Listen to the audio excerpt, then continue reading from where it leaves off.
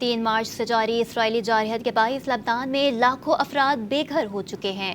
لاکھوں لبنانی گھروں سے محروم ہونے کی وجہ سے اسکولوں میں پناہ لینے پر مجبور ہیں۔ پناہ گزین لبنانیوں کو اشیاء ضروریہ کی قلت کا بھی سامنا ہے۔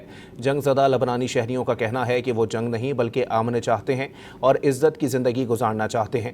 انہوں نے عالمی برادری سے جنگ رکوانے کے لیے بھرپور کردار ادا کرنے کی اپیل بھی کی۔ 3 مارچ سے جاری اسرائیلی جارحیت کے باعث لبنان میں لاکھوں افراد بے گھر ہو چکے ہیں۔ لاکھوں لبنانی گھروں سے محروم ہونے کی وجہ سے اسکولوں میں پناہ لینے پر مجبور ہیں۔ پناہ گزین لبنانیوں کو اشیاء ضروریہ کی قلت کا بھی سامنا ہے۔ جنگ زدہ لبنانی شہریوں کا کہنا ہے کہ وہ جنگ نہیں بلکہ امن چاہتے ہیں اور عزت کی زندگی گزارنا چاہتے ہیں۔ انہوں نے عالمی برادری سے جنگ رکوانے کے لیے بھرپور کردار ادا کرنے کی اپیل بھی کی۔ 3 مارچ سے جاری اسرائیلی جارحیت کے باعث لبنان میں لاکھوں افراد بے گھر ہو چکے ہیں۔ لاکھوں لبنانی گھروں سے محروم ہونے کی وجہ سے اسکولوں میں پناہ لینے پر مجبور ہیں۔ پناہ گزین لبنانیوں کو اشیاء ضروریہ کی قلت کا بھی سامنا ہے۔